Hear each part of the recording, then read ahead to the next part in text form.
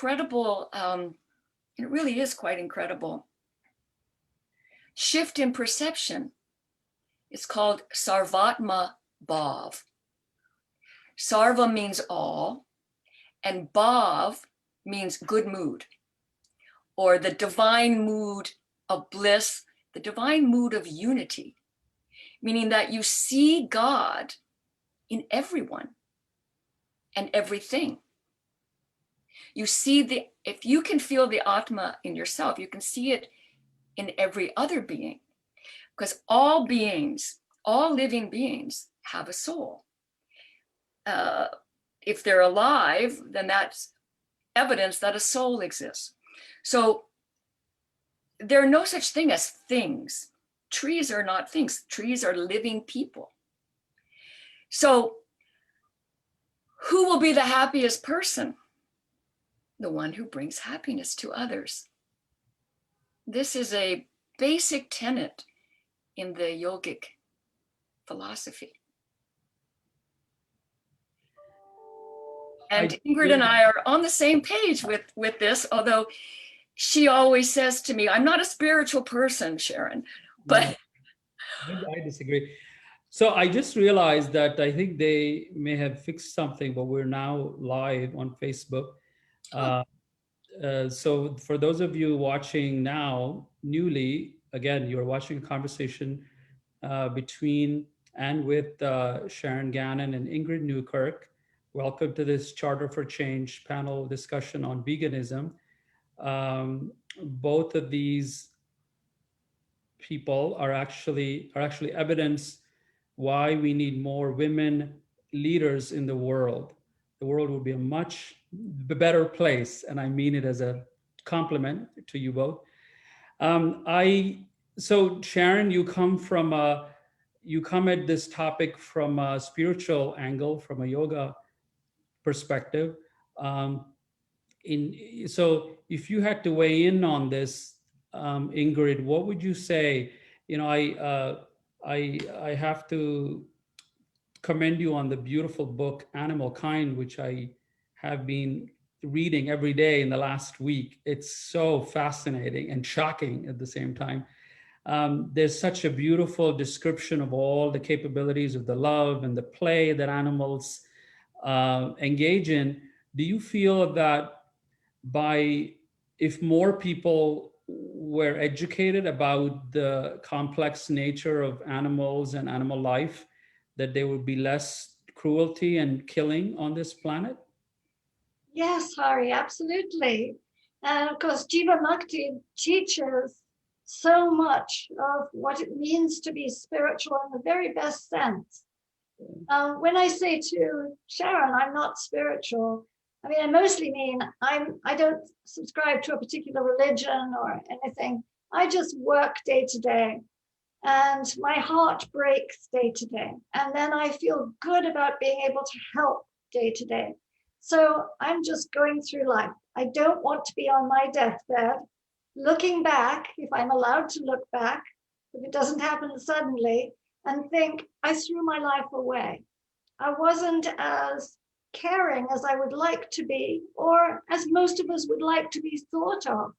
You know, we tell our children that we're this kind of person, and we want to be seen as this kind of person. So what is this kind of person? And what Shэрon said was just exactly right to me, is that cruelty to animals or cruelty to any living being is really about power.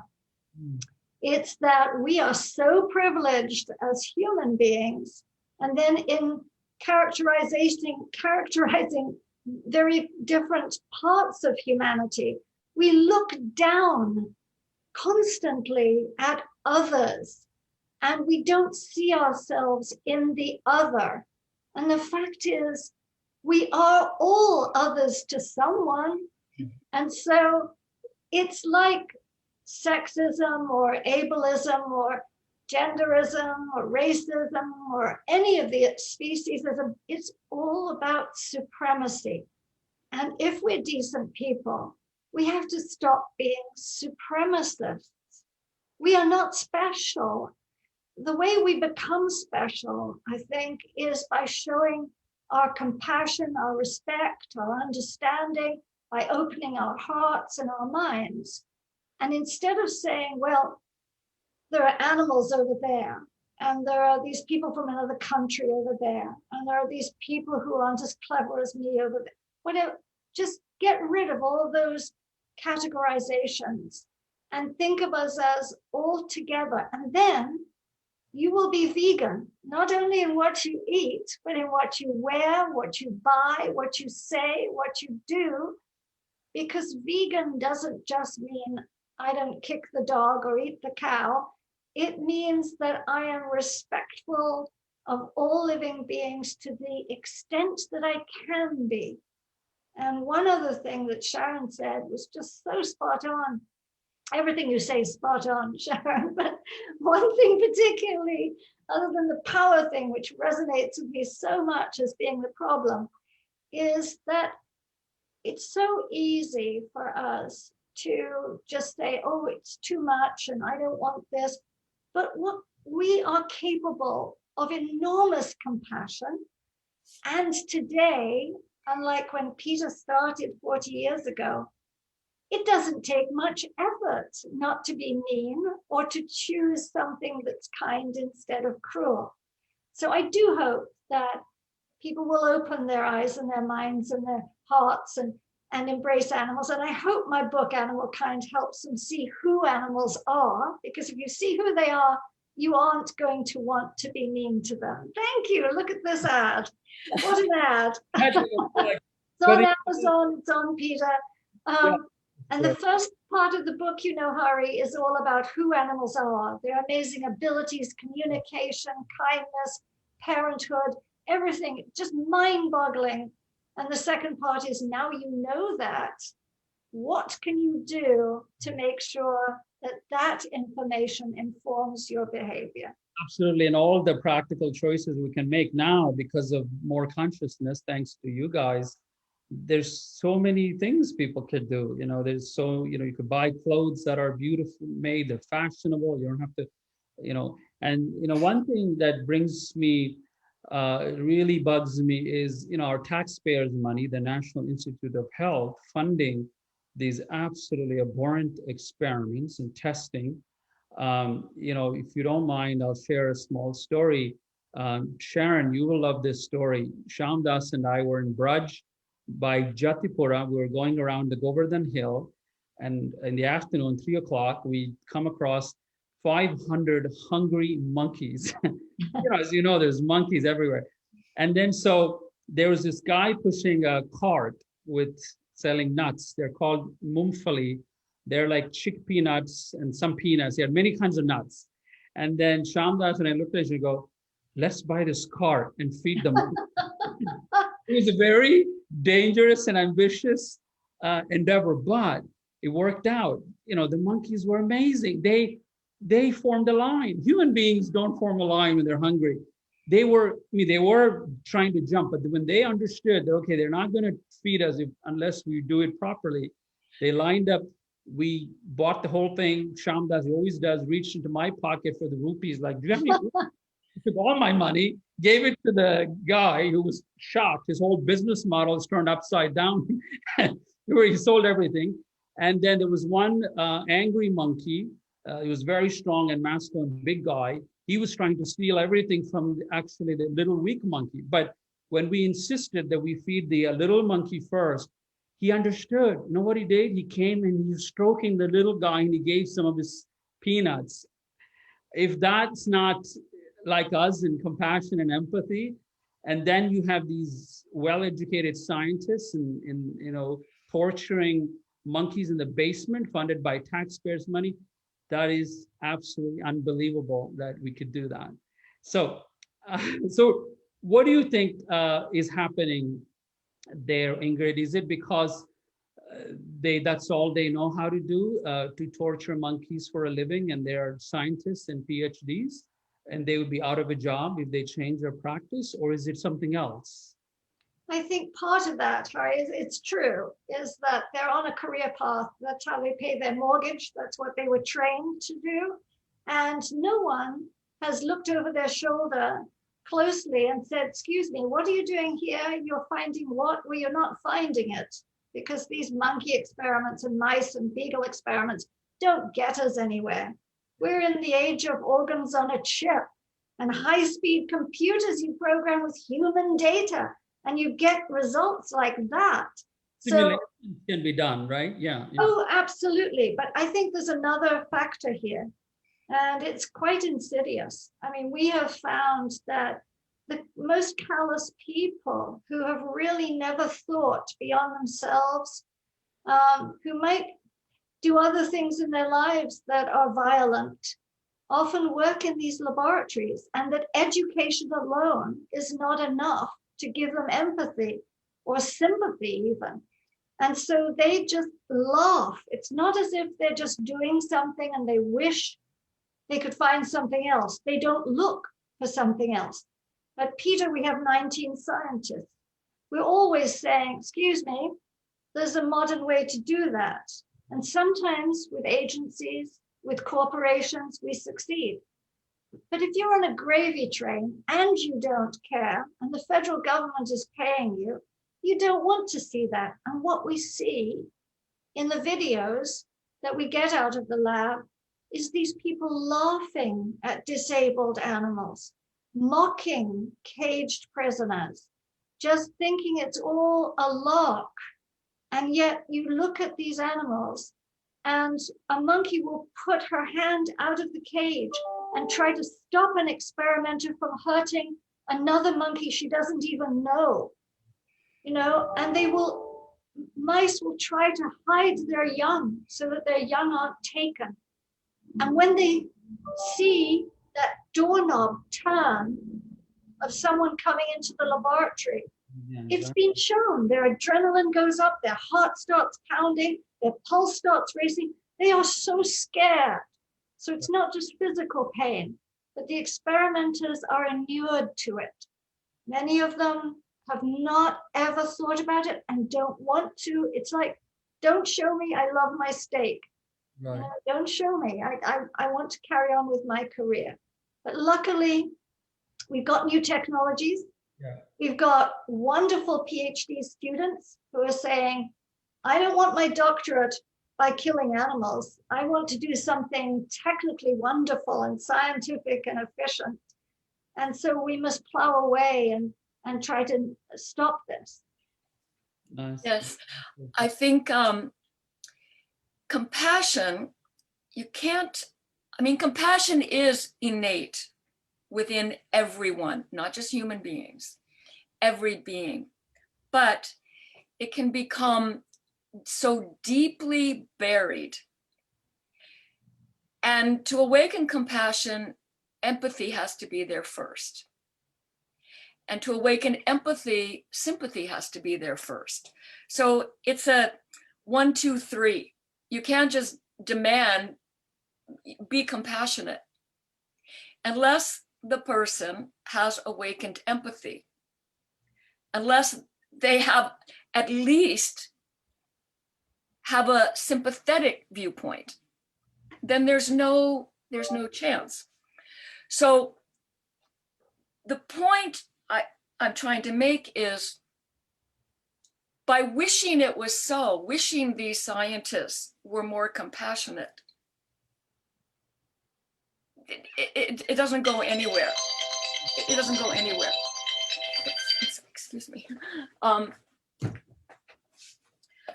But the empathy, the sympathy, because they have a satsang, they are with other colleagues. It's a close-knit group. Everybody's doing it. It's how it's been done. This is so strong in the academic world, certainly in the animal user industries, in our culture, our so-called culture. So as Dr. Martin Luther King said, education is good, but laws are also good. You can educate somebody about they shouldn't lynch me, but a law might actually save my life, or not, you know, depending on who's enforcing or not enforcing the law. But I think that Ingrid's angle with many of her books, which I really admire, and many of her talks, is to bring out the aspect of other animals, which is more like us, that they're people too. They're people too. And this, there's a chance that this will awaken sympathy in someone, and then empathy, and then compassion. So starting, you know, baby steps, but at the same time, let's get the laws. Let's do something that puts a stop to it immediately and not wait for people to come around. You know, I mean, as a yoga teacher, I work in the educational, from the educational angle. And, you know, respect, you use the term respect a lot, Ingrid, just in the last few minutes.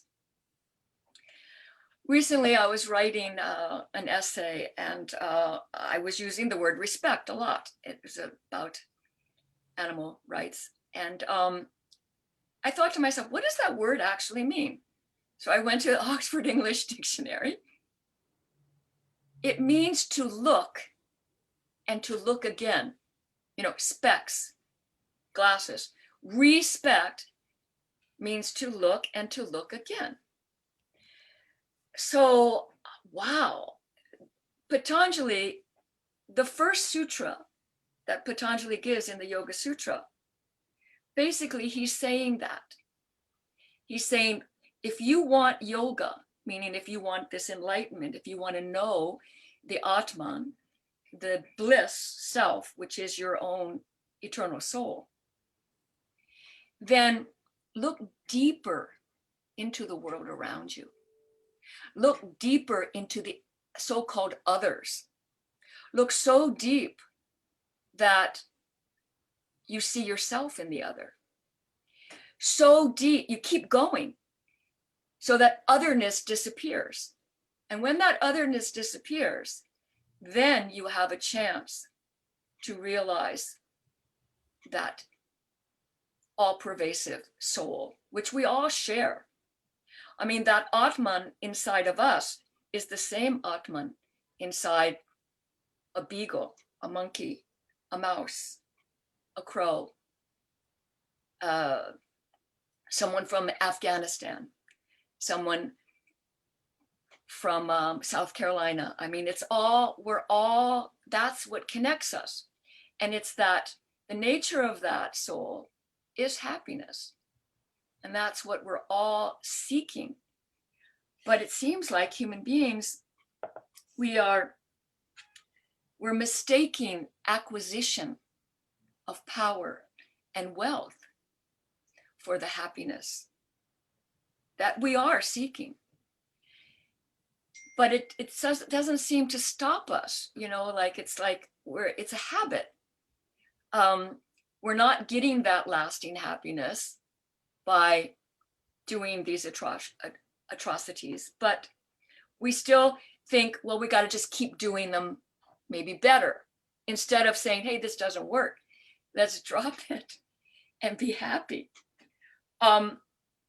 It's like to keep the habit of continuing to do something that doesn't bring you happiness.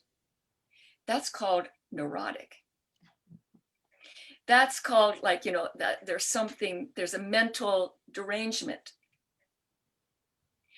And yeah, we're dealing with that in the world today, aren't we? On that note, Sharon, you mentioned power as being one of the main reasons why there's so much impunity in how animals are treated for everything, for food and medicine and all that. But let me ask you, you know, Krishnamurti said famously, how can there be love of one but not the other? And people love their pets. These are wonderful people. And you go to their house, they're very hospitable, they're loving, they're polite, they're kind, they do great things in their community, they love their children. But a lot of them don't want to talk about where their food, their meat comes from. Is that because they don't want this inconvenient truth? Is it a weakness or is it still power? How do you explain that for lots of people who are in that category? Not to say it's like a holier than thou conversation, but I just want to It's habit. have Habit. It's just habit, unquestioned habit, not respecting.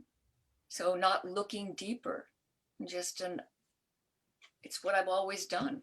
Mhm. I remember I have so many phrases and sentences in the files in my brain from recorded talks I've heard Ingrid give. And I'm so grateful for those things. They come in handy. But one thing that you said one time, Ingrid, was that people are just so busy with all the input that they're exposing themselves to, that they really don't have time to think deeper. They just keep getting distracted and distracted and distracted. And it appears to be more stress-free just to do what I always do. They think like that. I don't want, it's too much. I can't change now. Change is very hard. It's too much for me. I can't change now. I'm 40 years old, or I'm 50 years old, or I'm 20 years old, or I'm 10 years old. I mean, it's this rigidity. Mm-hmm. It's and the also rigidity, convenience, isn't it? It's convenience. It's convenience, it's arrogance, and it's ignorance. Mhm. And what you said, the importance of being an educator. Firstly, we have personal responsibility not to fall into those traps. Yeah. Is that we must do what our hearts tell us we should do, what our heads tell us we should do. We should be decent and loving and respectful and kind and compassionate and non-discriminatory and non-violent. If we do that, we're set. But the second thing is education, is we can't just leave it with ourselves. Right. We must never, ever be silent. We have to open other people's minds and hearts and eyes. There was something on the news that I refer to a lot because I've never forgotten it, about hunters. The father and the son, they were out on the ice skating, and they were out to shoot deer, and they came across a deer. And this happens. It happens every year. They came across a deer who was splayed out on the ice in the middle of the pond, couldn't move because she couldn't stand up because her hooves would just slip. And they didn't know what to do because they thought it would be unsportsmanlike to shoot her while she was lying on the ice. Well, to me, it's unsportsmanlike to shoot an unarmed individual.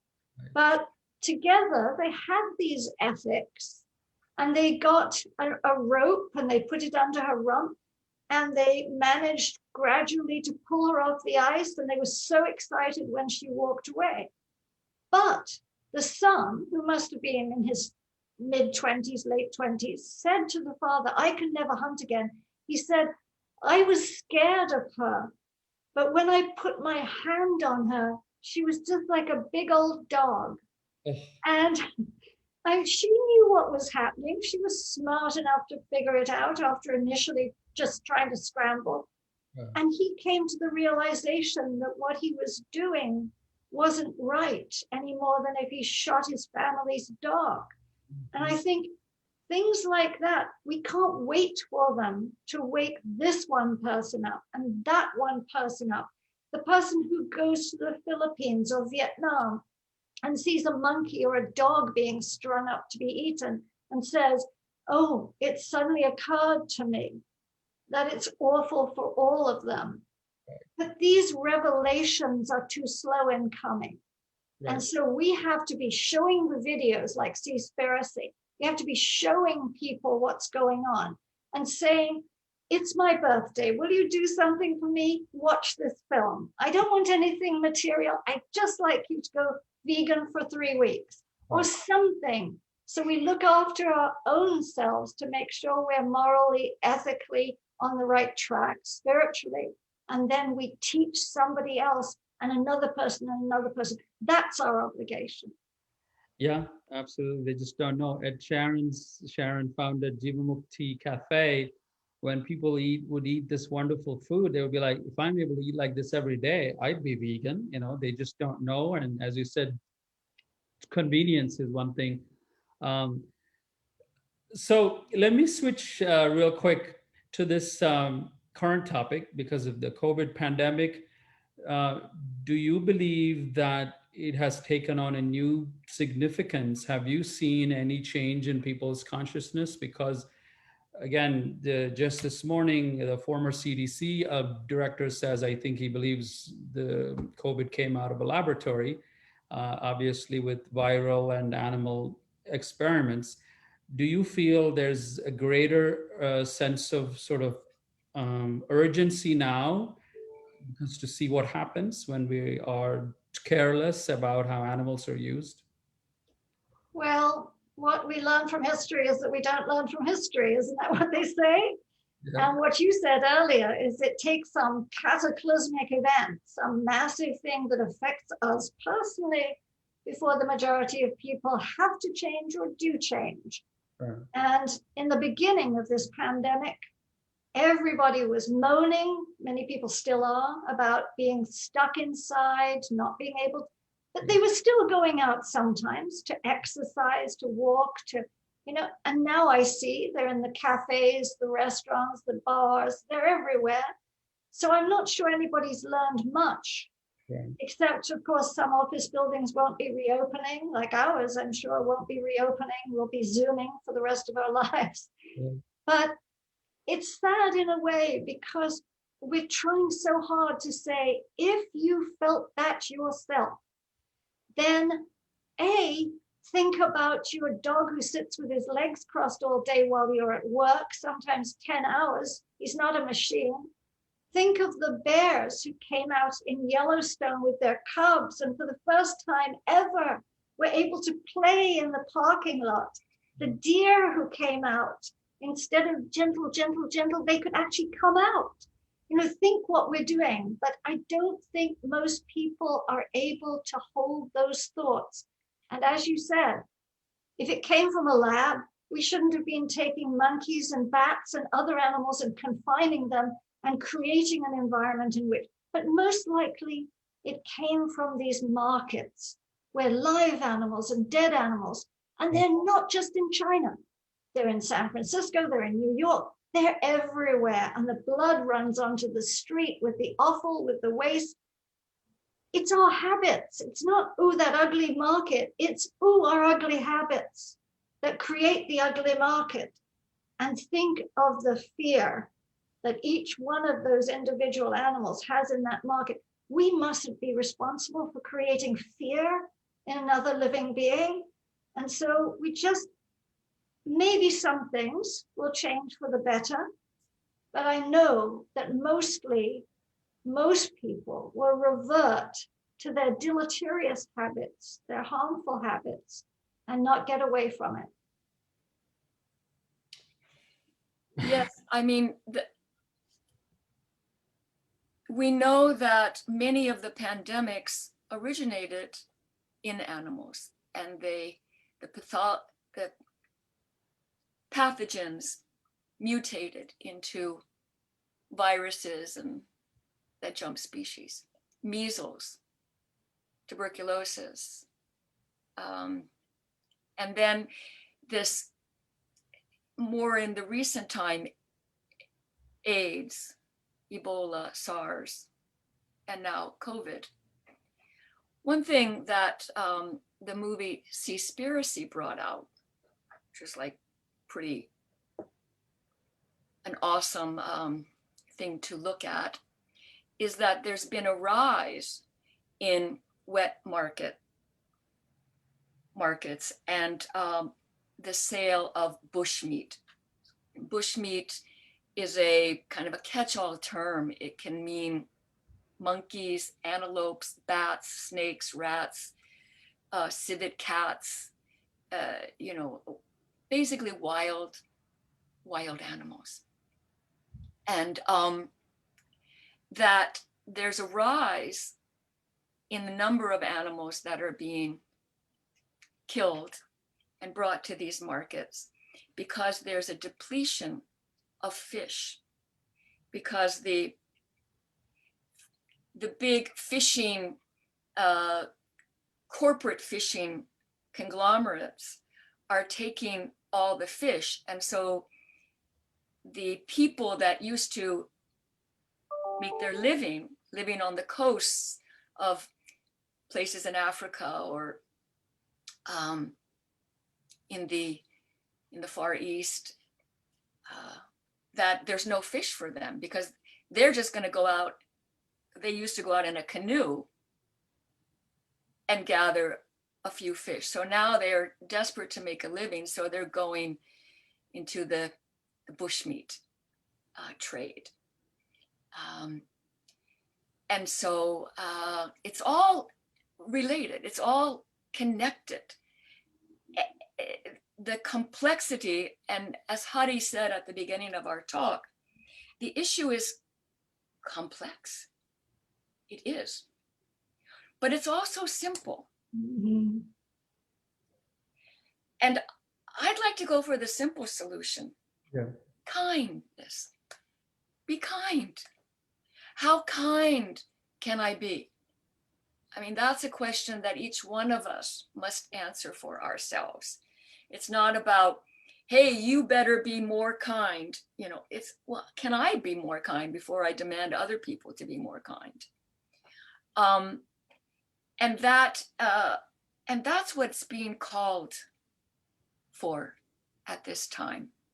Kindness. All of this talk about the vaccine, and this vaccine or that vaccine, which is better, and is it a conspiracy, and all of that is a diversion. The real issue is, can we be kinder to the cause? The very cause of this pandemic is our unkindness. So I am proud that I'm a member of the club. I think Ingrid is also a member of this club, the Radical Club. We like to go to the root, the cause of something, and not just deal on the symptomatic level. Look deeper into something. And so the cause of this pandemic is our unkindness towards other animal people. You know, Sharon, I'm sorry, Harry, you know, Sharon knows, you may know too, I've always said that there are only three things in life that are important. And the first is to be kind. And the second is to be kind. And the third is to be kind. And those aren't my original words, but I think they really do sum everything up. And one of the ways we can be kind is to help others be kind, because I think back to what I didn't know about animals or about options, about compassionate choices. And when I started out, I wish somebody had knocked me on the shoulder and said, why are you wearing that fur coat? Don't you care about, and I would have said, oh, I have no idea. So I think we can feed other people, we can help other people, we can show other people so that they can become their best selves, as someone called it. Become your best self. And we can facilitate that by giving of ourselves and giving actual things like food. yeah, and the choices that people now have, you know, when they then they can influence the corporations, because the corporations like the Canada Goose and all these companies, they're just people. They're meeting actually the demand of people thinking they're going to be fashionable, spending thousands of dollars on these cruel coats. So that's a good segue for me to, when you mention be kind, be kind, be kind, that's in this book. Yes. Yoga and Veganism is a great book. Sharon rewrote it from the previous version. It's greatly expanded. And Ingrid, you wrote something also very nice in that book about your own journey personally and about the snails and all that. It all makes fascinating read, actually. I just want to point out, there's a lot of people say, oh, I'm B12 deficient, the protein, nutrition. We've heard this conversation for so long. I'm sure there are some very unique people in the world that need a certain kind of enzyme or some kind of a amino acid. But for most people who don't know, both books, Yoga and Veganism and Animal Kind, have practical solutions of how to get what you want from vegan sources. Vitamins, protein, nutrition, fun, entertainment, whatever the hell you need to live your life without contributing to this crazy footprint of cruelty to animals. So I just wanted to put that out there. Hari, I just, whenever I hear someone say, but where will I get my protein? It breaks my heart because they usually don't know anything about protein. They don't know how much you need. It's just something that has been repeated to them. But just one little statistic is I think there's 46 grams of protein in a poor chicken's breast, or just 1 ounce of a poor chicken's breast. There's something like 156 grams of protein in an equal serving of broccoli. So if you're really worried about it, you're taken care of. And B12, everyone should take it because we've cleaned all the food so much that we have made it bereft of B12. So it's always a good idea to take a B12 anyway, no matter what diet you're on, but hopefully you're not eating other living beings, and there you are. Yeah, no, that's very well said. This all goes back to the misinformation, and we've seen in the last few years how, millions and millions of people can believe extraordinary lies just because it was somehow they've been brainwashed and they don't want to be wrong. This incredible pride and ego that humans have. Once they believe something, even if the world ends, they don't want to say, no, I was wrong, I was misled. They don't want to do it. So yeah, and the same way, but hey, we have a few more minutes. I hope it's okay. We started late because of the Facebook glitch. Let me ask you a silly question, Ingrid. You were once a cop, a deputy sheriff, no less. You must have seen the whole spectrum of criminality.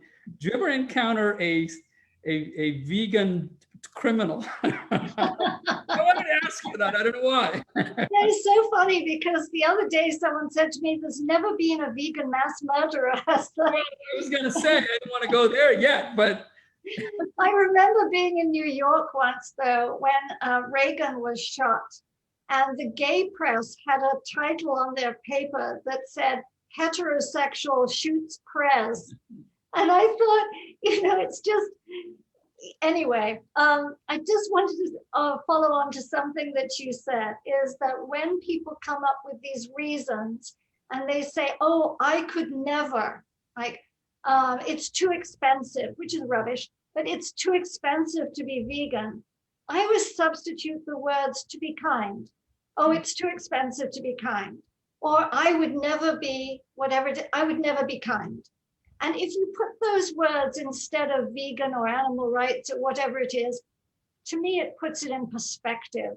Surely you could be kind. You can push yourself a little bit. Absolutely. I think, as you mentioned earlier, Wonderful. education is so important, critical to put these things out. And you guys are famous, PETA, for bringing these to the forefront at great risks. I think your organization and you are probably the most courageous people on the planet for having brought this to the forefront. So absolutely. So what was I going to say? The World Resources Institute said recently, I think, that to sustain this level of animal consumption for food by 2050, we need 580 million hectares of additional agricultural land. Right now, 75% of the agricultural land is already used for cattle feed. Where are they going to get the new land? They're going to cut down the trees. The Amazon could be extinct as we know it. So that is, if, of course, we look at it from the climate change activists. You know, Sharon, you said once very beautifully, I think last year, you said, how can you be an environmentalist but not be at least somewhat vegan, right? They claim to be these very passionate, you know, people that care about climate change in the earth. How can you do that?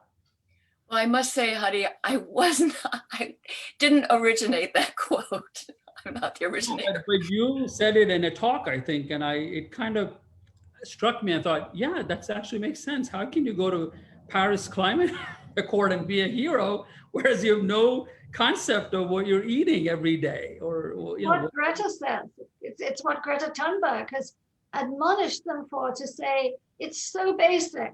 You can't pretend to care about the environment if you're actually contributing to the degradation of it. And there is nothing that contributes more. Not all the planes and buses and trucks, and there's nothing that contributes to it more than animal-based agriculture. And that's dairy, it's egg farming. And the Brazilian rainforest, of course, isn't just being cut down to grow feed for cows, it's also for chicken farming, because chicken is now anything. On the plane, if you're traveling or wherever, it's chicken salad, chicken this, chicken that. These poor birds. Yes, and I'm going to go back to the fishing industry. Most people don't know that the biggest consumer of fish, dairy cows. Yeah, see, that's, you know, see, look and look again, look deeper into things. That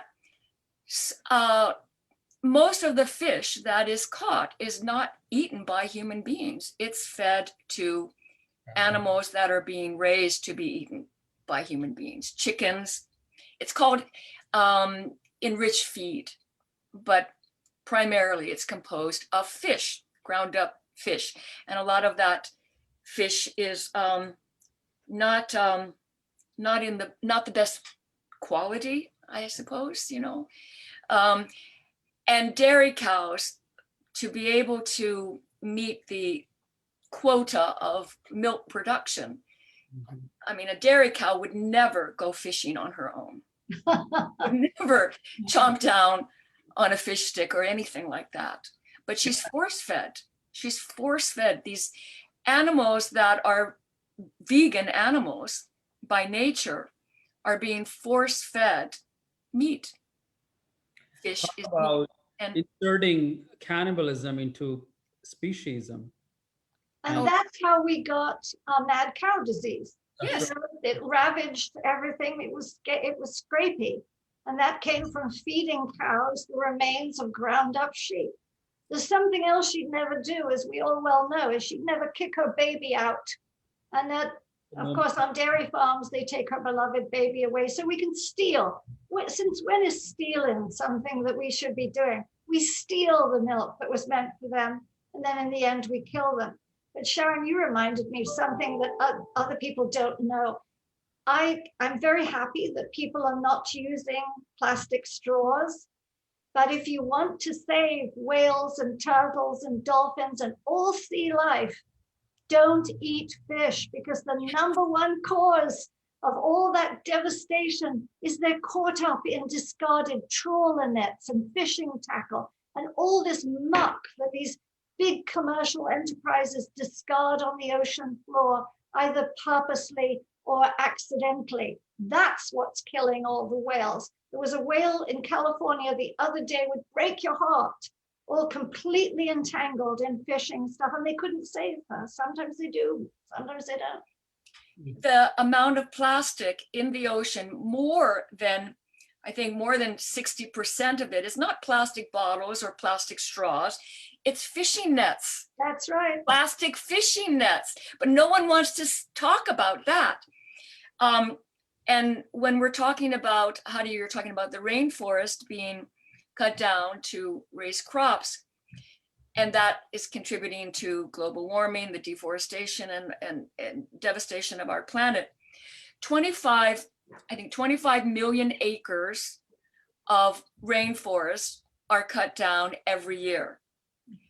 But most people don't know that there's forests, there's deforestation going on the ocean bottom. And it's the plants and the corals that live on the floor of the ocean, which is actually doing a bigger part for holding the CO2 on our planet than the land, trees, and vegetation. And the fishing industry is cutting down, you could say, or trawling, razzing, what is that word, raising? Raising the forest, yeah. So 25 million acres of trees are being cut down in the rainforest, but I think it's almost 4 billion acres of deforestation is going on in the oceans every year. So that is a significant, that's a lot, but it's out of sight, out of mind. It's like, you know, it's out there in the ocean. It's like, who goes out there? Who goes out there? The fishing boats, the big corporate fishing. And that is, you know, that's the war against Mother Nature. The war against Mother Nature is going on all over the globe. But the casualties of that war, by far, it's the casualties, the fish and the seals and the dolphins and the whales and the seabirds and the turtles and the vegetation in the ocean, the corals. That is, that's a Hiroshima, like trillion times over, like as far as hurting the whole planet. And there is no planet B. There is no plan B. So if people have children, they have families, they look at their grandchildren, then we have to look at what we're doing now. If you want a planet, but people have been also looking at that film, My Octopus Teacher. Yes. And they're waking up to who octopuses are. Yes. What you said about, you know, people just disregard ocean life. When you think about it, that too is this otherness, is that we are land animals, or we are land beings. We're not even animals in our own heads, and yet we're all animals, but we are land beings. And they are somehow beneath us because I don't mean just under the sea, but beneath us because they're not like us. They don't walk on land. But my goodness, they have every bit as much intelligence as I try to point out in animal kind. Fish are so smart. They can remember something for up to 7 years that we know that they can do. It's probably much longer. They're really good parents. They hide their children in their mouths sometimes if a predator comes by, and they signal to each other so that they could find sources of food.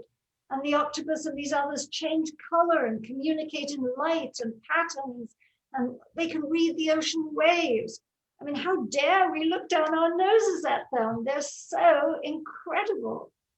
Human beings can see a certain spectrum of light, you know, the rainbow spectrum, but squids actually can, I mean, I don't know what the percentage is, but like many, many times larger spectrum of color and light, a squid. Yeah. And I mean, I've always felt this about, hello, are we still here? Yeah, we're still here. We can hear you. Okay, I don't see anybody, I'm sorry. But anyway, I was going to say fish are so sensitive and feel so deeply that to get a feeling for how sensitive their bodies are, that if you were a fish, if you had the sensitivity of a fish and you touched a doorknob, you would be able to feel the presence of every person who had touched that doorknob for the last week. The memory of them, the whole feeling of those, of every person. They pick up that much impression about the world around them. I mean, look, all you have to do is look at fish, observe them, how they are able to swim together without bumping into each other, without being clumsy.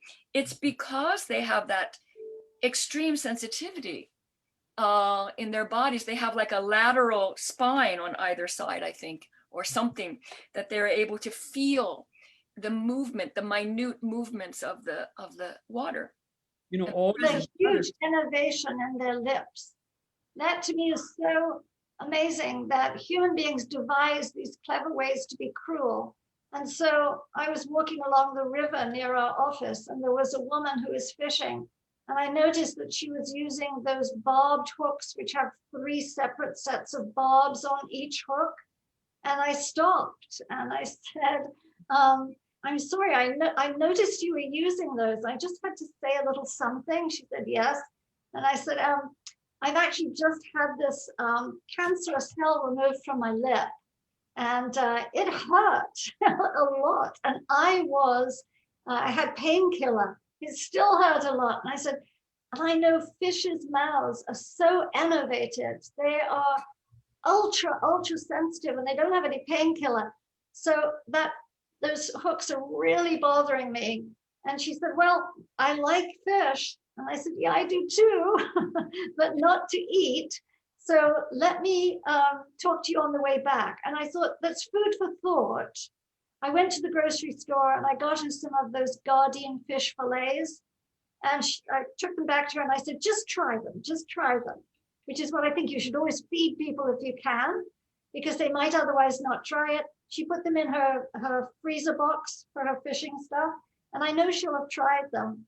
But how we devise cruel ways of catching others and hurting others, it's not our best trait. While we owe such a gratitude to animals and birds and fish, because all of the modern technology, you know, airplanes, we looked at birds and we learned how to fly, or we made airplanes, and then sonar technology in the oceans is from whales and fish, and they are the ones who did all of it. Yet we act like they are, you know, less complex beings. They don't feel pain like us. You know, we've heard all this excuses. Look, this is such a fascinating conversation. I mean, there's so many things that came up while you were both speaking, but we are already past time. Thanks to Mark Zuckerberg, we started late. Of all the problems they're having with Facebook, we're not the only ones. But thank you so much for coming. But if you don't mind, maybe we could think of a part 2 of this conversation in that summer, whenever there's time, because there's so many things. Because I believe that this whole animal consciousness and veganism as a solution goes so deep into the spiritual aspects of looking at the holographic world and how we are so dependent on each other, on animal life and sea life and humans. And I think that is so educational and consciousness for, you know, it really inspires the consciousness in so many people. So thank you for that. For a lot of our audience watching, there's a number of newly minted Jivamukti teachers worldwide in the last few years, for them to listen to you both directly. The things that inspire them to go and teach this, I think, is going to be fascinating. So very grateful to you. Thank you for coming. And we'll just end by saying Loka Samasta. Sukhi no Bhavantu. May all beings everywhere be happy and free. Thank you. And may the thoughts, words, and actions of our own life contribute in some way to that happiness and to that freedom for all. Thank you all. Thank you for everything you do. And good luck to all you wonderful new teachers. Yes, thank you. Thank you, Ingrid. Donate and support to PETA, please. PETA is one of my favorite organizations. My very favorite. You guys are terrific. Thank you very much. Oh.